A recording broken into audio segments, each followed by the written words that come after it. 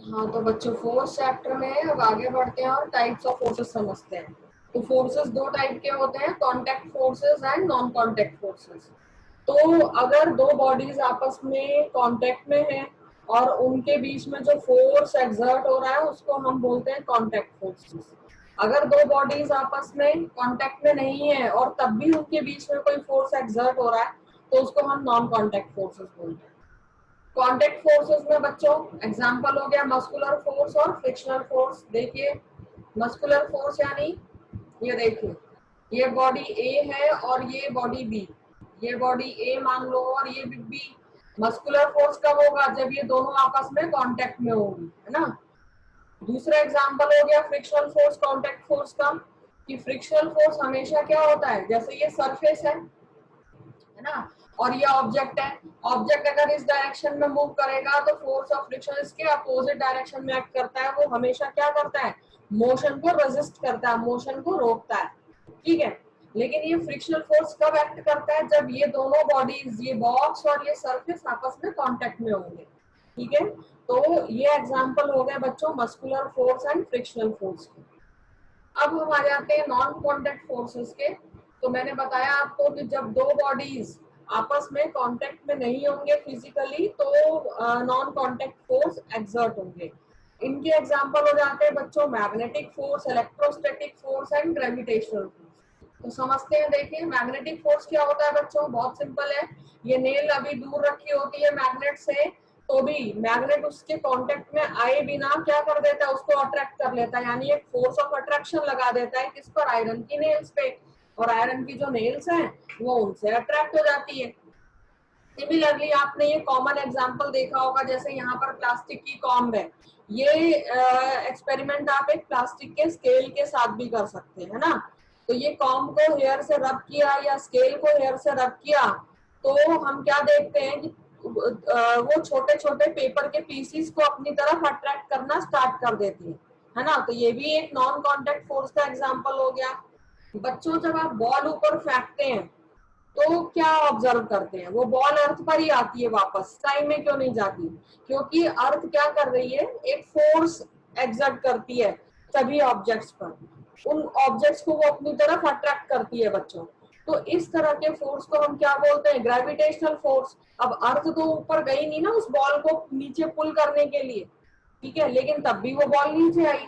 तो it means earth एक force लगा रही है बिना कांटेक्ट में आए उस ऑब्जेक्ट के, तो इसको बोलते हैं ग्रेविटेशनल फोर्स। तो ये एग्जांपल हो गए बच्चों नॉन कांटेक्ट फोर्सेस के। और ये सब एग्जांपल्स आपने ध्यान से देने देखिए मैंने यहाँ एक्सप्लेन कर दिया है कि जो मस्कुलर फोर्स होता है वो मसल्स के एक्शन की वजह से जो फोर्स एक्सर्ट होता है, ठीक है। Frictional force, force acting opposite to the direction of motion. Frictional force हमेशा मोशन को अपोज करता है। और ये फ्रिक्शन के बारे में अभी एक फिजिक्स में आपका सेकंड चैप्टर भी आ रहा है डिटेल में फ्रिक्शन को, उसमें स्टडी करेंगे, ठीक है। मैग्नेटिक फोर्स, वो फोर्स जो कि मैग्नेट एक्सर्ट करता है। इलेक्ट्रोस्टैटिक फोर्स, वो फोर्स जो कि एक चार्ज बॉडी दूसरे चार्ज बॉडी पर एक्सर्ट करती है ना। आपने जो ये कॉम्ब को अपने हेयर पे रब किया, ये क्या किया? आपने उस कॉम्ब को चार्ज कर दिया। और gravitational force, attractive force exerted between two objects.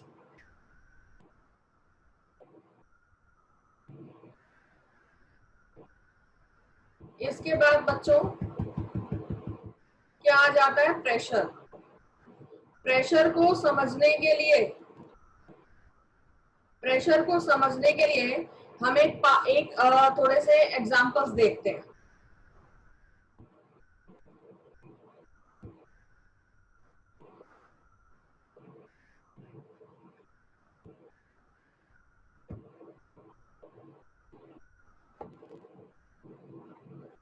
यहाँ पर आप एग्जांपल देखिए जरा, ये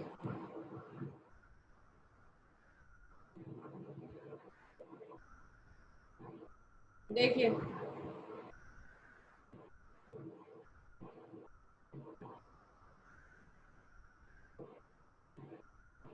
यहाँ पर आप क्या देख रहे हैं?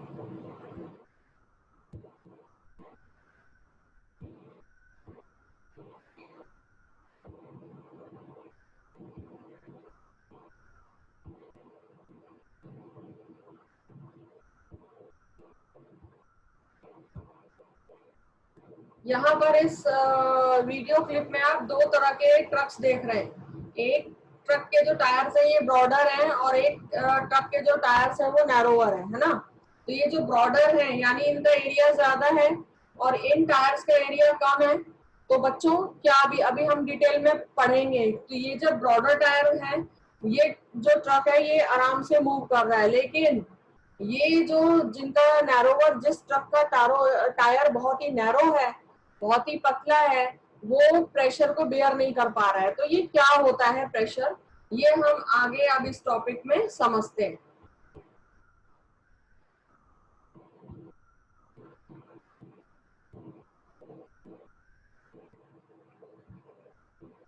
देखिए, आपने कभी ये एग्जांपल देखा है, कभी ये करके देखा है घर में कि आप जैसे वॉल्स पे नेल को फिक्स करना चाहते हैं, कील लगाना चाहते हैं वॉल्स पे, तो क्या होता है, जो नेल एकदम पॉइंटेड होगी वो तो इजीली फिक्स हो जाती है, लेकिन अगर वो नेल पॉइंटेड नहीं है तो क्या होता है, फिक्स नहीं होती है ना।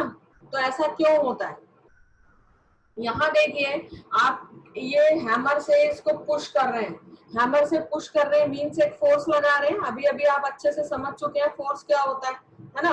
तो ये क्या है, एक यूनिट एरिया पे फोर्स लग रहा है, इस पूरी वॉल पे तो आप फोर्स लगा नहीं रहे हैं, तो एक यूनिट एरिया पे जब एक फोर्स लगता है तो उस फोर्स को हम क्या बोलते हैं, प्रेशर। ठीक है बच्चों, तो जितना एरिया कम होगा, सरफेस एरिया जितना कम होगा, प्रेशर उतना ज्यादा होगा। तो आप अगर ये देखें, ये नेल क्यों नहीं फिक्स हो पा रही, क्योंकि उसका सरफेस एरिया क्या है, ज्यादा है। अभी देखेंगे एग्जांपल।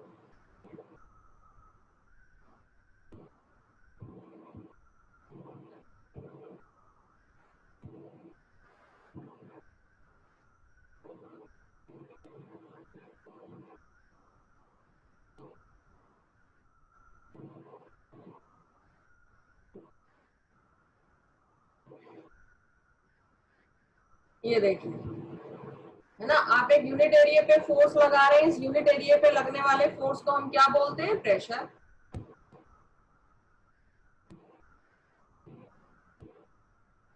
अब देखिए ये क्या हो गया, मैंने क्या बोला, सरफेस एरिया अगर कम है तो प्रेशर ज्यादा लगेगा। तो यहाँ पर हम क्या देख रहे हैं, एरिया ऑफ कांटेक्ट है, ये नेल का किसके कांटेक्ट में आएगा, वॉल के कांटेक्ट में आएगा, तो ये लार्जर है। तो ये अगर लार्जर एरिया ऑफ कांटेक्ट होगा तो जो इस पर आप फोर्स लगा रहे होंगे वो क्या होगा, डिक्रीज करेगा।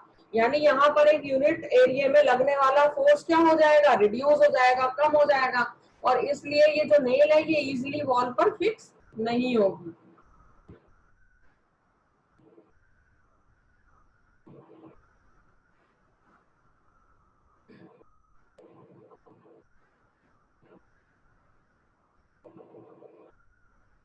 और अगर यही सरफेस एरिया देखिए कम होगा बच्चों, तो ये जो फोर्स है वो ग्रेटर हो जाएगा, एक यूनिट एरिया पे लगने वाला फोर्स इंक्रीज हो जाएगा, और वो जो नेल है वो इजीली क्या हो जाती है, वॉल में फिक्स हो जाती है। तो what is pressure, I have told you recently, pressure is the amount of force acting on a unit area. एक यूनिट सरफेस एरिया पर जो फोर्स एक्ट कर रहा है उसको हम क्या बोलते हैं, प्रेशर।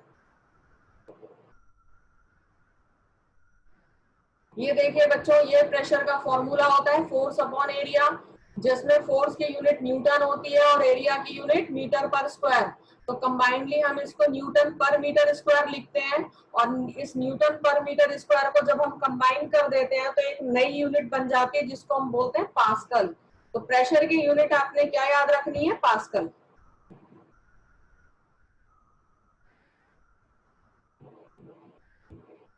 ठीक है, ये याद रखिएगा बच्चों, प्रेशर डायरेक्टली प्रोपोर्शनल है फोर्स के, प्रेशर इनवर्सली प्रोपोर्शनल है एरिया के। तो जितना सरफेस एरिया कम होगा प्रेशर उतना ज्यादा होगा, जितना सरफेस एरिया ज्यादा होगा प्रेशर उतना कम होगा। तो यही रीजन था कि ये जो ट्रक है ये इजिली मूव कर पा रहा है और ये ट्रक को प्रॉब्लम आ रही है, आप देख ही रहे हैं, है ना। तो क्यों, क्योंकि यहाँ पर सरफेस एरिया ऑफ कांटेक्ट कौन सा है, ये टायर रोड के कांटेक्ट में है। तो और एरिया क्या है इनका, सरफेस एरिया लार्जर है, सरफेस एरिया लार्जर है तो फोर्स क्या हो गया, रिड्यूस हो गया। ठीक है, इनके ऊपर प्रेशर कम पड़ रहा है। और यहाँ पर इस टायर में देखिए, यहाँ एरिया ऑफ कांटेक्ट क्या हो गया, स्मॉलर हो गया, तो प्रेशर इंक्रीज हो गया। इसीलिए ये इस ये जो ट्रक है इसके ऊपर बहुत ज्यादा प्रेशर आ,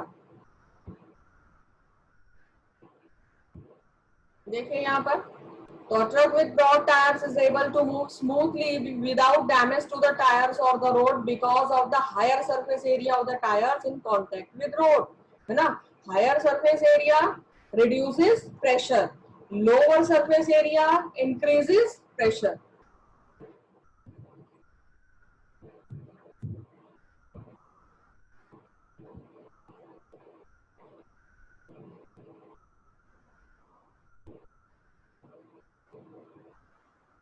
तो सिमिलरली यहीं पर नेल के लिए भी एग्जांपल है, ये देखिए एग्जांपल थंब. ये थंब को आप वॉल में थोड़े ना फिक्स कर सकते हैं, क्योंकि क्या है, broader surface area, surface area जो कांटेक्ट में आने वाला है वॉल के साथ में बहुत ही ज्यादा लार्जर है. और यहाँ पर ये जो नेल है ये इजिली फिक्स हो जाएगी. ये पिन है, ड्राइंग बोर्ड पिन है, ये इजिली फिक्स हो जाती है क्योंकि इसका जो सरफेस एरिया है ये बहुत ही ज्यादा स्मॉलर है.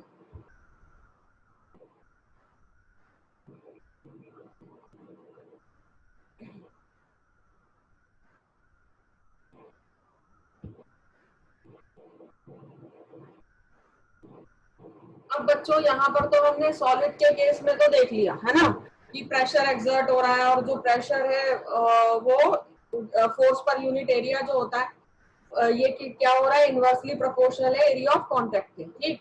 अब क्या जो लिक्विड्स होते हैं या फ्लूइड्स, फ्लूइड्स क्या होते हैं बच्चों, लिक्विड्स और गैसेस को हम फ्लूइड्स बोलते हैं.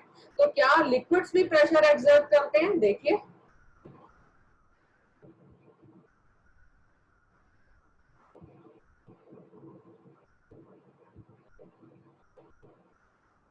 ठीक है, तो सॉलिड्स की तरह बच्चों जितने भी फ्लूइड्स होते हैं, चाहे वो गैसेस हो या लिक्विड्स हो, वो प्रेशर एक्सर्ट करती है.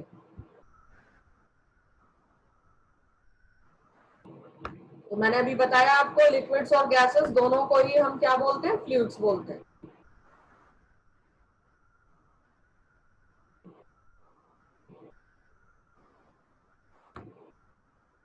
ठीक है, अब देखिए ये डाइवर्स है. ये क्या करेंगे, जब ये वाटर में हम डाइव लेते हैं तो इनके ऊपर ये जो वाटर है ये क्या करता है, प्रेशर लगाता है. ठीक है.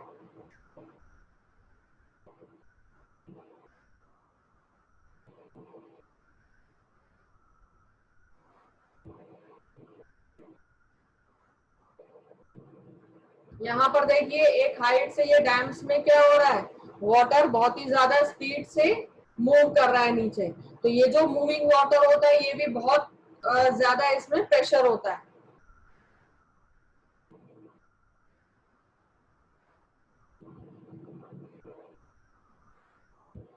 तो यहाँ पर देखिए एक यूनिट एरिया पर जो फोर्स है वो बहुत ज्यादा इंक्रीज हो जाता है, जिसकी वजह से जो डैम्स है वो ब्रेक डाउन हो सकते हैं, क्योंकि जो फोर्स क्या कर रहा है, वाटर, वो जो मूविंग वाटर है उनके पास उस मूविंग वाटर, वो जो मूविंग वाटर है वो बहुत ज्यादा फोर्स एक्सर्ट करने लगता है यूनिट एरिया पे, जिसकी वजह से प्रेशर इंक्रीज हो जाता है वाटर का.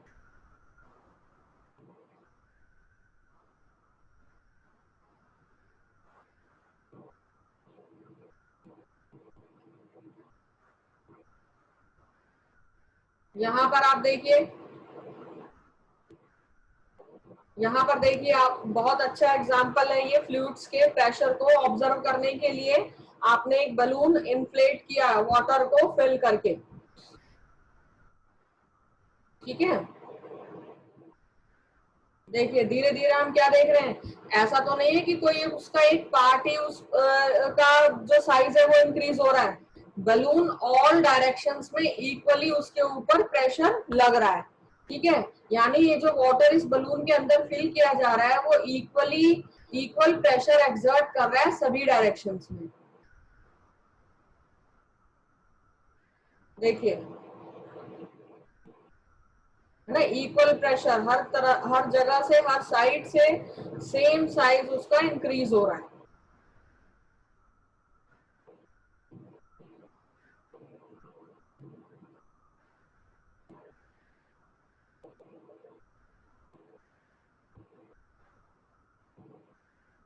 तो जिस भी कंटेनर में हम लिक्विड को रखते हैं, देखिए, तो वो जो लिक्विड उसमें फिल्ड होता है वो इक्वल प्रेशर ऑल साइड्स पर एक्सर्ट करता है। अगर मैं यहाँ एक बॉटल में लिक्विड को फिल करती, वाटर को फिल करती, तो भी वाटर उस बॉटल के वॉल्स पर इक्वल प्रेशर एक्सर्ट करता है।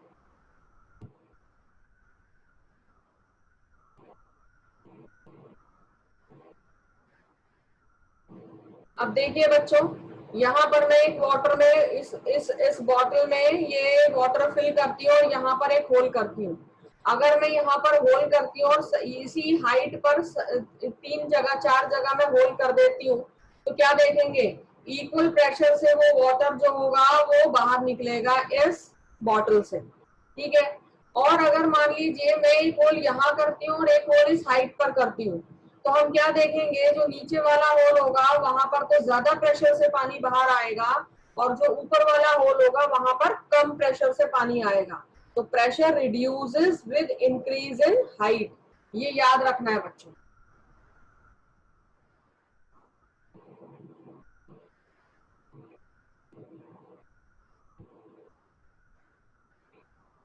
देखिए ये वाटर फिल कर दिया,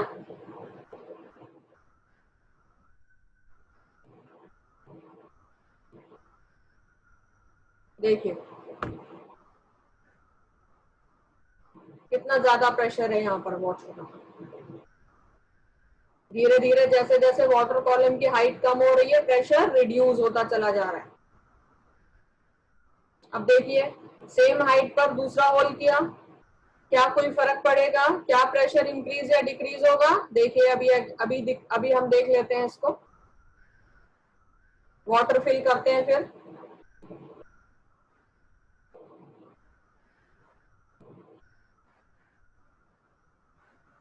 देखिए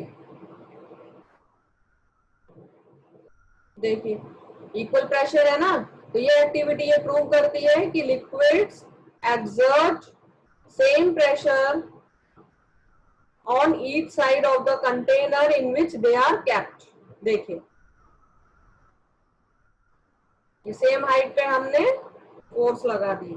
ठीक है, तो देखिए liquid exert equal pressure on all sides of the container.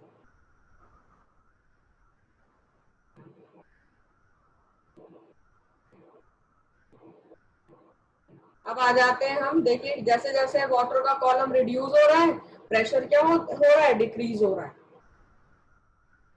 ठीक है, तो लिक्विड प्रेशर किस चीज पर डिपेंड करता है, इस लिक्विड कॉलम की हाइट पर। अब देखिए इस होल से अगर ये नीचे लिक्विड आ जाएगा तो प्रेशर और ज्यादा कम हो जाएगा। ठीक है, तो जितना ज्यादा लिक्विड के कॉलम की हाइट होगी उतना ज्यादा वो लिक्विड प्रेशर एक्सर्ट करेगा।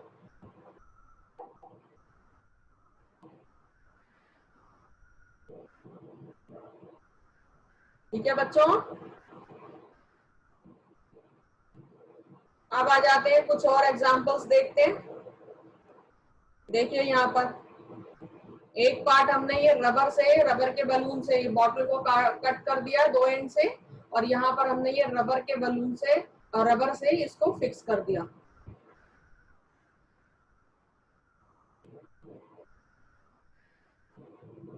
और इसके ये 2 पॉइंट्स मार्क कर लिए।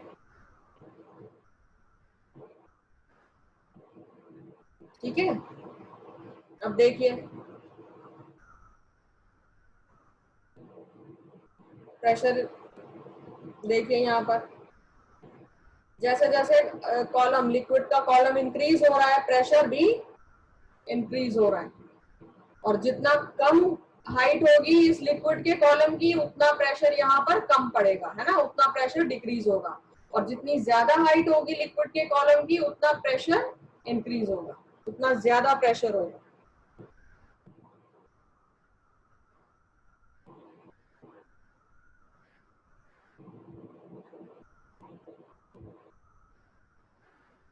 अब आ जाते हैं बच्चों एटमॉस्फेरिक प्रेशर को समझते हैं।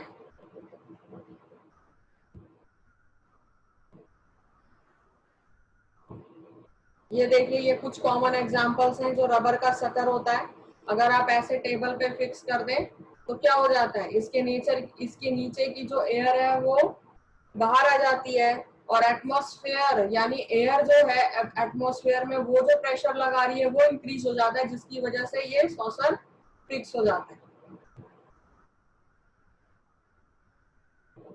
ये देखिए, तो अगर आप इसको अनफिक्स करना चाहते हैं, रिलीज करना चाहते हैं यहाँ से, तो आपको बहुत ज्यादा फोर्स लगाना पड़ेगा।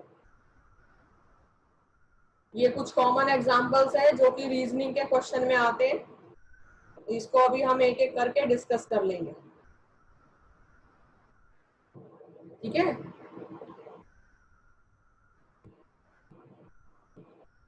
तो एटमॉस्फेरिक प्रेशर क्या होता है बच्चों? हमें पता है कि अर्थ के ये चारों ओर एक थिक ब्लैंकेट है एयर की, तो इस थिक ब्लैंकेट ऑफ एयर को हम क्या बोलते हैं? एटमॉस्फेयर। अब ये जो एटमॉस्फेयर है ये क्या करता है? अर्थ पे एक प्रेशर एक्सर्ट करता है ऑल द टाइम।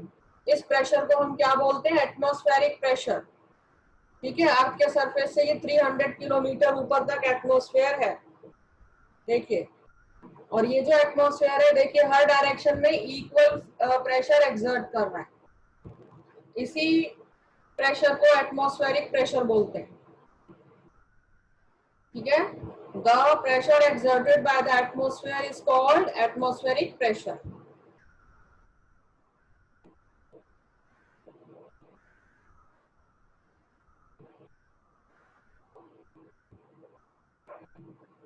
तो यही एटमॉस्फेरिक प्रेशर का एग्जांपल हमने डिस्कस किया कि जब हमने इसको यहाँ पर फिक्स किया तो क्या हुआ? इसके नीचे की जो एयर थी वो क्या हो गई? इवैक्यूएट होगी, बाहर हो गई।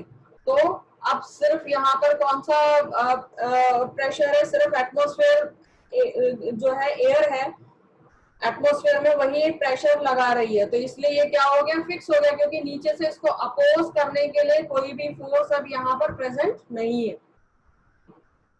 अगर थोड़ी सी भी एयर यहाँ बची रह जाती तो ये एकदम फॉर्मली फिक्स नहीं हो सकता था, ठीक है। तो यहाँ पर देखिए कि जब एक रबर शटर हैंडल पर होता है, उसको हम प्रेस करते हैं किसी स्मूथ सरफेस के, तो ये जो कप है, ये देखिए एरो से यहाँ दिखाया गया है, इस कप और इस सरफेस के नीचे जो एयर है वो क्या हो जाती है? एस्केप हो जाती है, बाहर निकल जाती है, ठीक है। तो इसीलिए ये जो एटमॉस्फेयर है वो ज्यादा प्रेशर से ज्यादा इस पर फोर्स लगाता है, और इसकी वजह से ये क्या हो जाता है? फिक्स हो जाता है।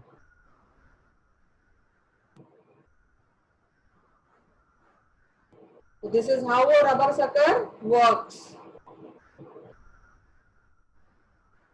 देखिए, अगर यहाँ पर थोड़ी सी भी एयर यहाँ पर अंदर होती तो इट मींस एटमॉस्फेरिक प्रेशर यहाँ नीचे से भी एक्ट कर रहा होता और ऊपर से भी एक्ट कर रहा होता, और आप इस तरह से इसको फिक्स नहीं कर सकते थे रबर सकर को।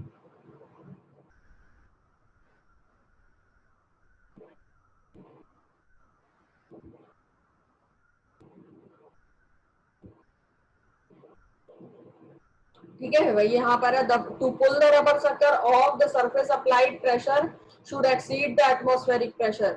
यहाँ पर यानी यहाँ पर जो सरफेस है, अगर हमें इसको बाहर निकालना है, इसको अनफिक्स करना है, तो ये जो सरफेस है ये उतना, इस सरफेस के थ्रू इतना प्रेशर लगना चाहिए जो कि एटमॉस्फेरिक प्रेशर से ज्यादा हो, तभी ये जो है यहाँ से रिमूव हो सकेगा।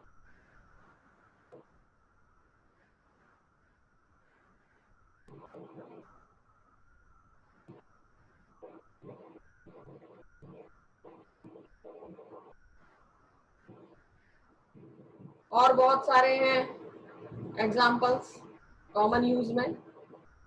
आप ओवन के अंदर जो है कॉर्न को देखिए प्लेट करते हैं, तो ये इक्वल प्रेशर एक्सर्ट कर रहा है, जिसकी वजह से ये इसके सीड्स में से इक्वली प्रेशर लगेगा और ये बन जाएंगे।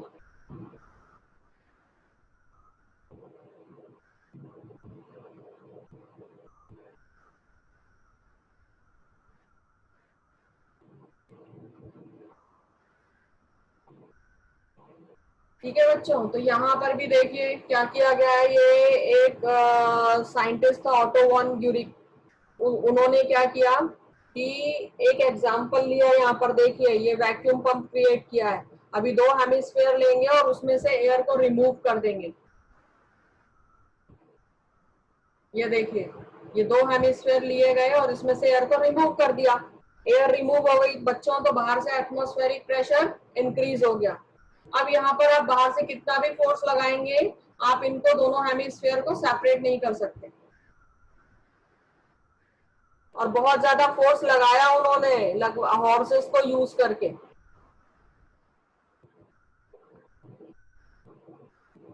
ये देखिए,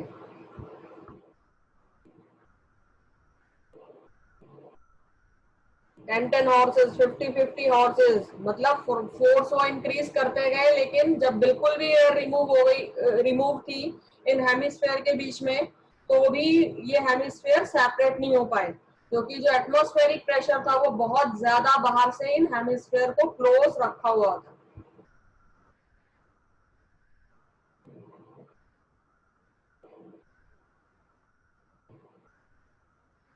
ठीक है, तो अब बच्चों क्या होता है, अब मान लीजिए कि भाई एटमॉस्फेरिक प्रेशर हम देख रहे हैं बहुत ज्यादा हाई है, दो हेमिस्फेयर के बीच में से आपने वैक्यूम क्रिएट कर दिया, मींस एयर रिमूव कर दी, तो इतने सारे हॉर्सेस मिलकर के फोर्स लगा रहे हैं तो भी उनको सेपरेट नहीं कर पाए, है ना। तो फिर एटमॉस्फेरिक प्रेशर अगर इतना पावरफुल है तो हमारी बॉडी उसके नीचे है, हमारी बॉडी पर भी वो प्रेशर लगा रहा होगा, तो हमारी बॉडी बॉडी क्रश क्यों नहीं होती?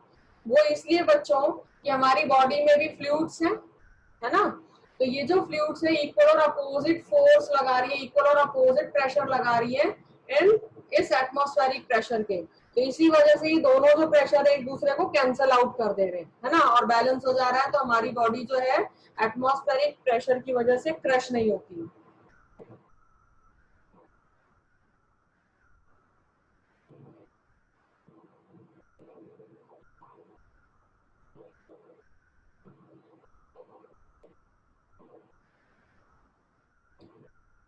तो ये सारे जो हमने देखे प्रेशर के सारे एग्जाम्पल्स थे। और बच्चों यहीं पर हमारा ये जो चैप्टर है ये खत्म होता है। एक बार हम ब्रीफ कर लेते हैं जो जो चीजें हमने पढ़ी। तो हमने प्रेशर के बारे में क्या पढ़ा बच्चों, कि प्रेशर वो फोर्स होता है जो कि एक यूनिट एरिया पर एक्ट करता है। ठीक है, तो प्रेशर वो फोर्स है जो कि एक यूनिट एरिया पर एक्ट कर रहा है।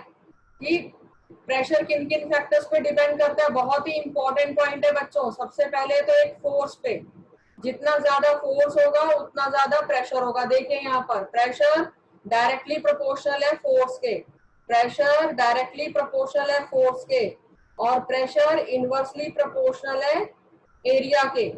अगर इस टर्म में लिखा गया है तो इट मींस जितना ज्यादा फोर्स उतना ज्यादा प्रेशर, और इस टर्म में इनवर्सली प्रोपोर्शनल का मतलब जितना ज्यादा एरिया उतना कम प्रेशर, जितना कम एरिया उतना ज्यादा प्रेशर। ठीक है, तो प्रेशर जो है वो दो फैक्टर्स पे डिपेंड करता है, फोर्स और एरिया पे। ठीक है, फिर मैंने आपको बताया कि प्रेशर का फॉर्मूला क्या होता है, जो कि आपको न्यूमेरिकल्स के लिए याद रखना है। Pressure is equals to force upon area. Pressure की ऐसा यूनिट क्या हो जाती है, पास्कल। और आपसे अगर पूछा जाए कि 1 पास्कल किसके इक्वल होता है, कुछ नहीं है, प्रेशर का आप फॉर्मूला लिखेंगे, प्रेशर की जगह 1 पास्कल, फोर्स कितना लगाएंगे 1 न्यूटन, और एरिया कितना 1 मीटर स्क्वायर पे।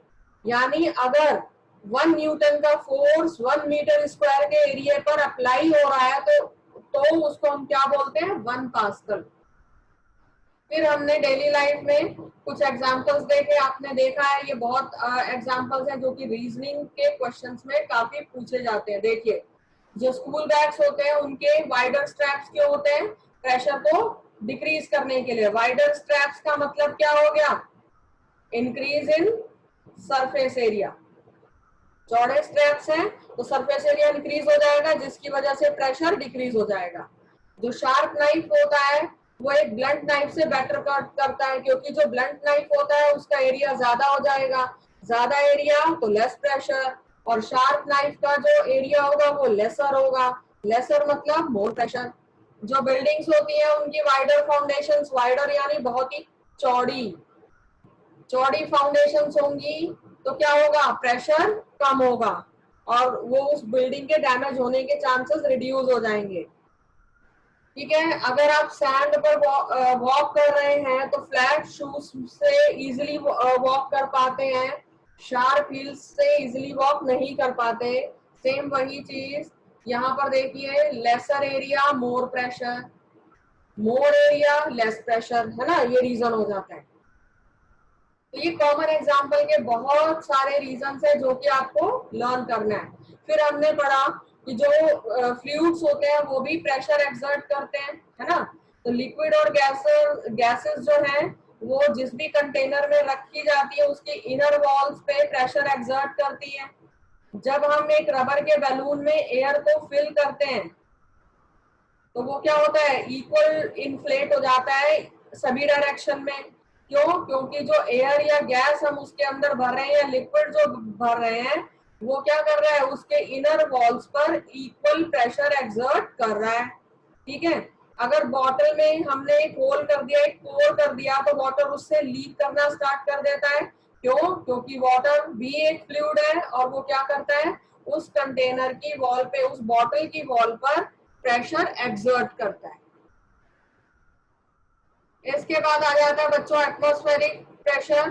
तो हमने पढ़ा कि जो हमारा एटमॉस्फेयर है वो बहुत सारी गैसेस से मिलके बना है, और अभी अभी हम पढ़ के बैठे हैं कि जो गैसेस हैं वो फ्लूइड्स होती हैं, यानी वो प्रेशर एक्सर्ट करती हैं। तो इसीलिए जो एयर एटमॉस्फेयर में प्रेजेंट है वो जो प्रेशर एक्सर्ट कर रही है उसको हम क्या बोलते हैं, एटमॉस्फेरिक प्रेशर। अब देखिए यहाँ पर, ये देखिए जो एयर के कॉलम का वेट है एटमॉस्फेरिक की हाइट पर, एटमॉस्फेयर की हाइट पर ये जो एरिया है ये कितना, 10 × 10 सेंटीमीटर। ये जो वेट है एयर के कॉलम का वो 1000 kg से भी ज्यादा है। इसी वजह से हम इस वेट के अंदर, अब हम इतना ज्यादा वेट है तो हमें तो क्रश हो जाना चाहिए। तो ये हमने डिस्कस किया कि हम क्यों नहीं इस वेट के अंदर क्रश हो जाते हैं, क्योंकि जो हमारी बॉडी के अंदर क्या है, प्रेशर है। कौन लगा रहा है प्रेशर, फ्लूइड्स। वो क्या कर दे रहा है, वो इस एटमॉस्फेरिक प्रेशर के इक्वल है। तो वो क्या कर दे रहा है, इस एटमॉस्फेरिक प्रेशर को कैंसिल कर दे रहा है। ठीक है बच्चों, वो क्या कर दे रहा है, इस एटमॉस्फेरिक प्रेशर को कैंसिल कर रहा है जो कि हमारी बॉडी के बाहर एटमॉस्फेयर एक्सर्ट कर रही है हमारी बॉडी पर। फिर एक प्रेस्ड रबर सकर है प्लेन सरफेस पे, वो इजिली उसको आप रिमूव नहीं कर सकते उस सरफेस से, क्योंकि as compared to the pressure between the surface and the sucker, there is a large atmospheric pressure which is exerted on that surface, the sucker. तो ये बच्चों हमारा फोर्थ चैप्टर आज यहाँ पर खत्म होता है। अब इससे छोटे छोटे से जो न्यूमेरिकल्स आपसे पूछे जाते हैं प्रेशर फाइंड आउट करने के लिए, एक छोटा सा लेक्चर हम उसको देख लेंगे, बना लेंगे, और फिर ये चैप्टर हमारा फाइनली आज खत्म है। जैसे मैं यहाँ पर डिस्कस कर लेती हूँ, प्रेशर का फॉर्मूला कितना है, फोर्स अपॉन एरिया। अब आपको पूछा जाए कि एक बॉडी पर फोर्स कितना लग रहा है, 50 न्यूटन, उस बॉडी का एरिया कितना है, 10 मीटर स्क्वायर, तो प्रेशर निकालिए। कुछ नहीं करना आपने, सिंपल यहाँ पर pressure is equals to force कितना, 50 न्यूटन, एरिया कितना 10, ये निकाल देना है। तो ये 5 पास्कल्स आ जाएगा। एक छोटी सी वीडियो में हम इसके डिफरेंट टाइप के जितने भी न्यूमेरिकल्स बनते हैं वो डिस्कस कर लेंगे। थ्योरेटिकल पार्ट इस चैप्टर का आज यहाँ पर खत्म होता है।